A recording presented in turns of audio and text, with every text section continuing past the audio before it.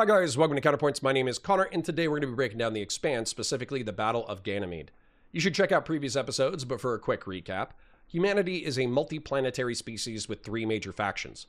Culturally and technologically stagnant but powerful Earth, technologically and militarily advanced but few in number Mars, and the anarchic frontiersmen of the Belt.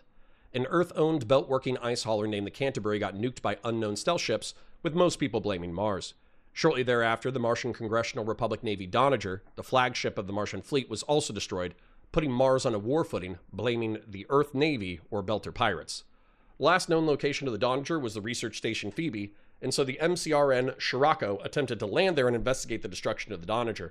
Earth and Mars were close to blows, and an Earther warship, the UNN Nathan Hale, was also burning for Phoebe Station. Rather than letting the Earthers take the station, the MCRN Scirocco destroyed Phoebe with a missile barrage to keep the prize from both factions. Gunnery Sergeant Bobby Draper of the Martian Force Reconnaissance Marines and her fire team were insanely disappointed that they didn't get to take Phoebe Station, and they're itching for a gunfight. They're redeployed to the moon of Ganymede, the breadbasket of the Belt, waiting for the Earthers to make a move.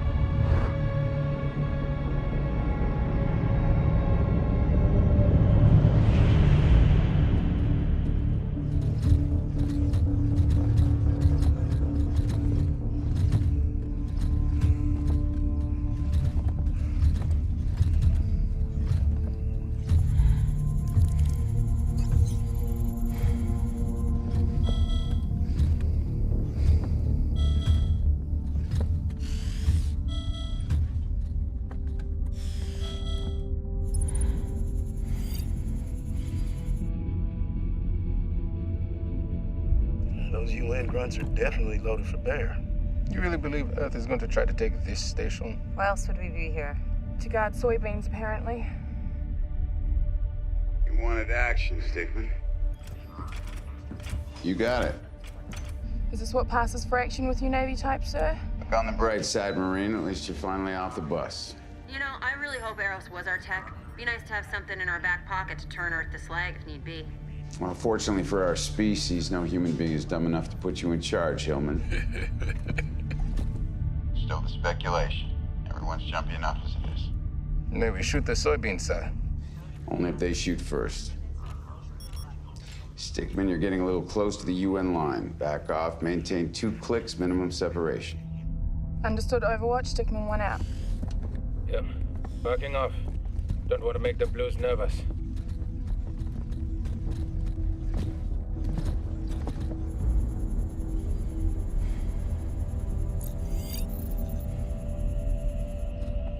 Boom. Ganymede, named after a Trojan prince and cupbearer to the gods, is the largest moon in the solar system, approximately twice the size of Luna. That being said, it has similar gravity to Luna, approximately 15% of that of Earth. It orbits Jupiter, named after the greatest of gods in the Roman pantheon. Jupiter is a gas giant that has 300 times the mass of Earth and could fit approximately 1,300 Earths within its diameter. Jupiter is also the 5th planet from the Sun. To Earthers, this may seem like a scarily remote place to call home, but to Belters, it's the closest thing to stability that exists in the outer planets. Ganymede uses orbital mirrors to reflect sunlight onto its surface, which in turn provides energy and the light necessary for photosynthesis. Ganymede also has incredible resources of water, with massive ice chunks on the surface and a subterranean saltwater ocean. This has incentivized the construction of agricultural domes that feed the belt, making it a critical strategic location for both Mars and Earth. Overall, the moon boasts a population in the millions, with estimates as high as 15 million. This strategic importance is lost on the Marines, but not lost to Lieutenant Sutton, in command of the MCRN Scirocco, providing overwatch. The Scirocco is a part of the MCRN Jovian fleet, which has been assembled to protect Mars's interests in the planet and moons. Earth has likewise assembled the 3rd fleet, the Jupiter fleet, composed of dozens of capital ships, and both are patrolling the area of operations, a trigger pull away from violence. As Eros is going into lockdown over an unknown radiological and biological incident, the Martians don't even know if it's because of a secret Martian weapon of mass destruction. Hillman suggests it would be good to know if it was theirs, that way they could easily handle Earth. Lieutenant Sutton playfully jabs the Marines, but reminds them to keep their distance so they don't inadvertently trigger a hot war. He doesn't share the Marines' bloodlust, as he was old enough to experience the Vesta blockade. Stickman, this is Overwatch. We're heading into Ganymede's shadow. We will be in visual blackout for the next 48 minutes. Continue patrol and do not linger on the border. This is Stickman 1, understood.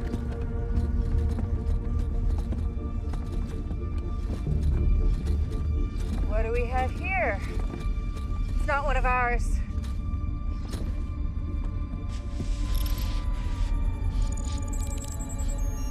And it's definitely unarmed.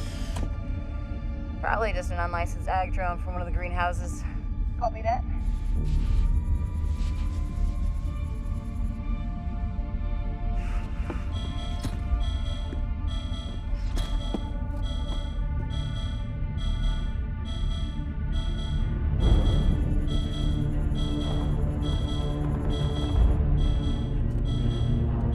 Overwatch, this is Stickman. We are registering movement on the UN line. 6 Marines, about 2.3 clicks out on foot, closing fast. They appear to be charging us.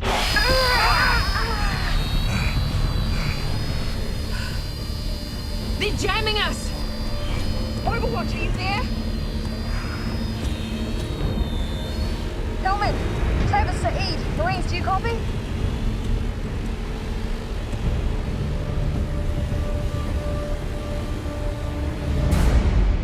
Stickman, are you under attack? Come again, Stickman.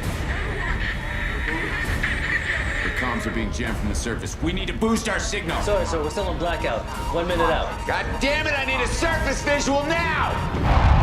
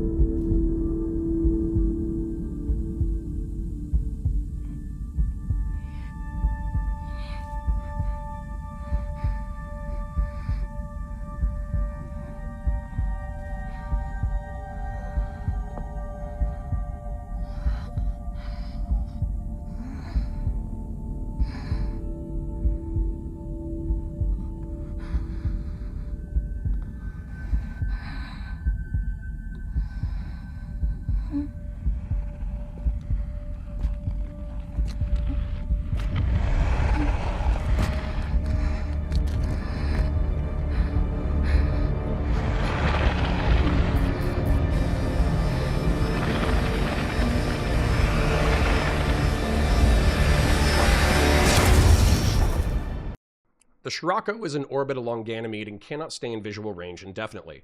While still in limited radio contact, it passes out of visual range. Protogen seizes the opportunity to test out its new protomolecule weapon. Presuming for a moment that you haven't watched all the previous episodes, shame on you by the way, Protogen is a wildly powerful Earth corporation led by Jules Pierre Mao. They are responsible for a fleet of stealth ships built in secret, the destruction of the Canterbury, the destruction of the Donager, the infection on Eros, and the release of this new weapon known as hybrids. Their ultimate goal is to research and harness protomolecule in order to defeat whatever alien race launched it at humanity, and to transform the human race into intra- or even intergalactic explorers who have surpassed the biological limitations of the human body. This, of course, takes an incredible amount of wealth and powerful backers, which means that they have weaponized the protomolecule and offered to sell their weapons and research to the highest bidder. They are playing cabals on Earth and Mars against each other for their own benefit. Project Caliban, the development of protomolecule super soldiers, is one of their earliest efforts, which they have unleashed on Ganymede. Protogen found and treated immunocompromised children under the auspices of charity, but were secretly testing them for compatibility with protomolecule. Using research from Phoebe Station and Eros, Protogen scientists manipulated the rewriting process of the protomolecule to create taller, stronger, faster, more violent, void-capable warriors who would attack designated targets using a combination of hormonal suggestions and a cybernetic link surgically placed at the bottom of their brainstem. These creations were unwieldy, though, as when they were not receiving specific direction from the neural link, they would divert to animalistic impulses. Their primary drive was to feed off of radiation sources and to infect biological organisms with protomolecule to continue the great work. It seemed that the scientists were successful in a variety of ways, but they were unable to sever the hybrid's connection to the protomolecule consciousness. As a failsafe, Protogen scientists implanted the hybrids with explosives in their chest to detonate them when they got out of control or when they were no longer useful. To test their creation, the Protogen Corporation unleashed a hybrid on Ganymede on UN Marines, while also jamming comms for the UN and the MCRN. The Marines fled the powerful creature, raking it with rounds, but not only do the hybrids have incredibly durable skin, but shots that don't destroy the brain aren't fatal. Hybrids feed off of radiation, and so they can quickly heal from wounds that would be incapacitating to any other biological creature. The gunfire on the ground and the blocked comms makes the fleets think that the other side is attacked, and they all open fire. UNN ships are so close to their Martian counterparts that they have a firepower advantage and they shred the Scirocco, killing Lieutenant Sutton with 40mm point defense cannon fire and shattering the orbital mirrors. Gunnery Sergeant Draper sees the gunfire from the UN Marines and sees them running towards their position, assuming they're being charged. With comms jammed, she uses helmet-to-helmet contact with Travis to get into a firing line and blast the UN Marines if they come within 500 meters. Travis relays the orders via hand and arm signals, and the Marines prepare for contact. While not explicitly shown, the hybrid and the UN Marines do cross 500 meters, and the Martian Marines open fire. It's only too late that they realize that the UN Marines are actually fleeing the hybrid, and they are all in grave danger. The hybrid makes quick work of all present, slaughtering the UN and MCR Marines alike, slashing and puncturing heavy armor and vacuum suits like they were made of cardboard. The orbital mirrors crash onto the battlefield, crushing several Marines to death. Gunnery Sergeant Draper is the only survivor and witnesses the unknown drones surveying the massacre. To eliminate the evidence of their experiment, the Protogen drone activates the failsafe in the hybrid's chest, detonating it and removing evidence of their complicity. Gunnery Sergeant Draper rolls away from the explosion with her Goliath power armor already failing from the battle, now on the verge of collapse. Her blood leaks into the thin atmosphere of Ganymede and freezes into beautiful blood-red snowflakes. A Martian medic team arrives and saves her at the last minute. Investigating the incident after the fact, the Martian Marine Corps puts her in a drug-induced and hypnotic state.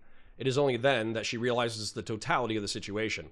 A monstrous abomination, a humanoid without a vacuum suit, sliced through UN and Martian Marines with terrifying ease, leaving her as the sole survivor with the guilt of failing her fire team. Which brings us to the end for now. If you want to support the channel, please remember to like the video, share it with your friends, ring the bell for new videos, and comment for the comment gods. Your viewership helps me in the algorithm and is appreciated. Also, be sure to check out Counterpoints 40K and Star Wars linked in the description and the homepage. If you want to take your support a bit further, please become a YouTube member or join us at patreon.com/counterpoints. Check out the other videos on the channel, support our sponsors, and I'll catch you in the next one.